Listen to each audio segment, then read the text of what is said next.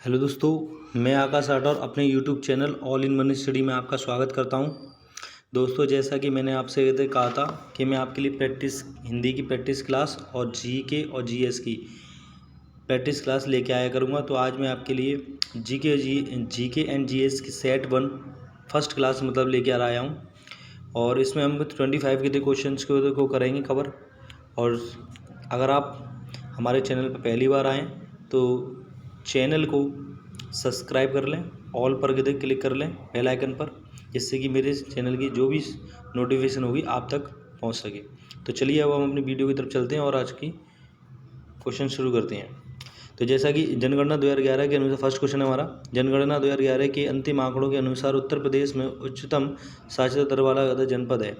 तो साक्षरता मतलब दोस्तों पढ़ा लिखा, तो पढ़ा लिखे सबसे ज़्यादा जो है वो है गाजियाबाद में। तो option V is correct. Option V is correct. Second question is जनगणना 2011 के अंतिम आंकड़ों के जनगणना 2011 के अनुसार उत्तर प्रदेश के किस जिले में ग्रामीण क्षेत्र में रहने वाले लोगों की संख्या सबसे ज़्यादा है। तो सबसे ज़्यादा अगर जो जनसंख्या आएगा वो है इलाहाबाद की। किसकी? इलाहाबाद की। इसी ज़िले में सबसे ज़्यादा सीटें यूपी की विधानसभा की 12। अगर आपसे क्वेश्चन पूछा जाए तो आप इलाहाबाद ही लगाएं। ठीक, ओके। तो नेक्स्ट क्वेश्चन पर चलते हैं। उसके बाद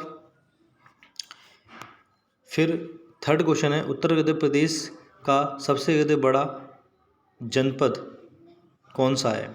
तो सबसे बड़ा जनपद भी उत्तर प्रदेश का इलाहाबाद ही। जैसा कि मैंने आपसे अभी बोला था कि आपसे ये पूछा जाए कि उत्तर प्रदेश का सबसे बड़ा जनपद कौन सा है, सबसे ज़्यादा विधानसभा सीटें कौन सी है, तो वो इलाहाबाद ही है। तो करेक्ट आंसर होगा इलाहाबाद। ठीक है फ्रेंड्स, अब आते हैं हम अपने नेक्स्ट क्वेश्चन पर। फोर्थ क्वेश्चन इज हड़प्पा का बंदरगाह है। तो हड़प्पा का बंदरगाह, इसका आंसर होगा हड़प्पा का बंदरगाह होगा लोथल बी। ठीक है, हड़प्पा का बंदरगाह क्या है? Lothal B. UP triple SC का फेवरेट क्वेश्चन है, कई बार आ चुका है, तो इसे आप अच्छे से याद कर लेंगे। तीसरी बौद्ध सभा किस स्थान पर बुलाई गई थी।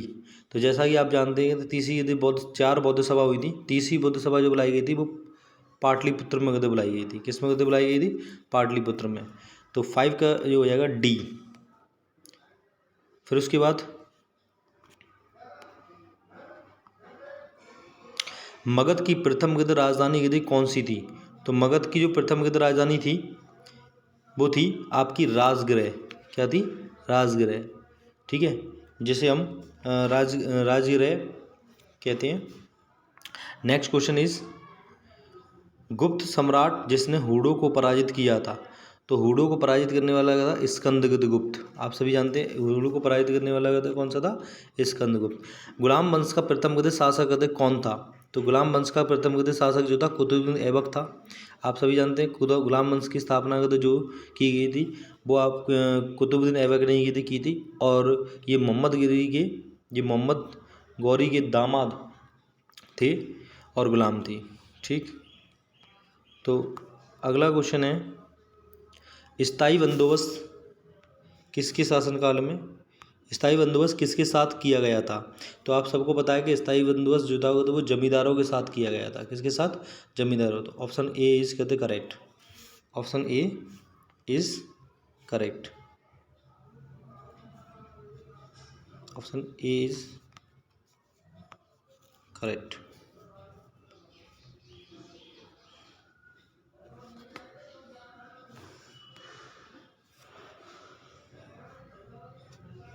ठीक है, तो ऑप्शन ए इज करेक्ट। उसके बाद क्वेश्चन आता है कांग्रेस ने स्वराज प्रस्ताव वर्ष 1905 में पारित किया। इस प्रस्ताव का उद्देश्य क्या था। इस प्रस्ताव का दोस्तों जो उद्देश्य था वो था सुशासन को सुनिश्चित करना। किसका? सुशासन को सुनिश्चित करना। ठीक है, उसके बाद हम आते हैं अपने 11वें क्वेश्चन पर।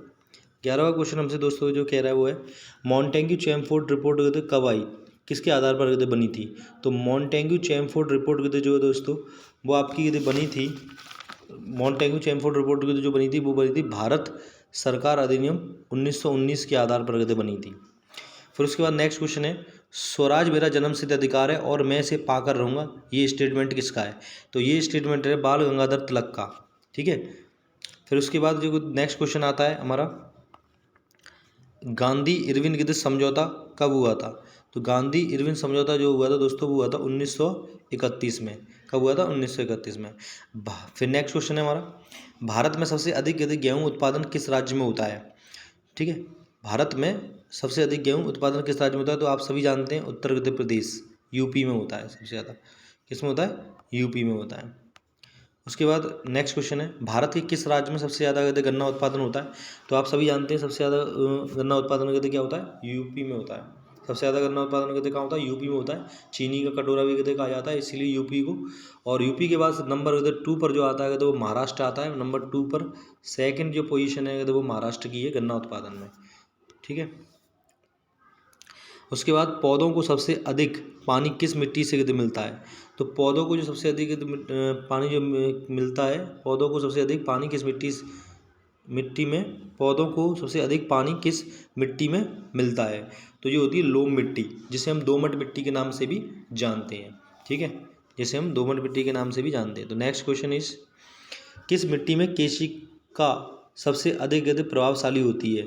तो जो होती है चिकनी मिट्टी में। केशिकात्व का जो गुण होता है वो सबसे ज़्यादा जो होता है चिकनी मिट्टी में होता है। Option A is correct. ठीक, झारखंड में कोयले की खानें कहते कहाँ हैं? तो आप सबको पता है झारखंड में कहते कोयले की कहते खानें जो है झरिया में। ठीक है, कहाँ पर है? झरिया में। ऑप्शन कहते ए इज करेक्ट। उसके बाद कौन सा सौरमंडल का भाग नहीं है? तो सौरमंडल का भाग दोस्तों कहते जो है क्षुद्र कहते ग्रह है, धूमकेतु है, ग्रह है, लेकिन निहारिका नहीं है, निहारिका अलग होती है। ठीक है, उसके बाद दोस्तों एक क्वेश्चन है, तकला मकान मरुस्थल किस देश में स्थित है? तो तकला मकान मरुस्थल जो है वो चाइना में स्थित है दोस्तों। किस में? चाइना में। ये एक जगह है चाइना में जहाँ पर 25 सेंटीमीटर से भी कम वर्षा होती है वर्ष में, तो उस जगह को बोला जाता है इसीलिए। फिर उसके बाद आता है नेक्स्ट क्वेश्चन, हिंद महासागर और लाल सागर को कौन सी जल संधि जोड़ती है? तो जो जल संधि जोड़ती है वो है बाब अल मंदेव। ए इज करेक्ट। भारत के किस राज्य में अनुसूचित जाति के लोगों की संख्या सबसे ज़्यादा अधिक है?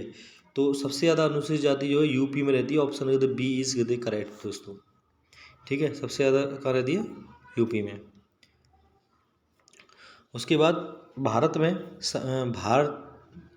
भारतीय संविधान, सॉरी ये टाइपिंग एरर है, यहाँ पे थोड़ा भारतीय लिखा होना चाहिए था। भारतीय संविधान में शामिल है।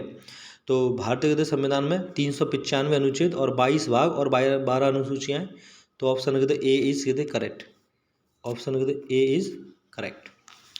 उसके बाद भारतीय संविधान को 26 जनवरी के दिन लागू करने का निर्णय इसलिए किया गया क्योंकि इस स्थिति को कांग्रेस ने इस तिथि को 1930 में स्वतंत्रता दिवस के रूप में मनाया था।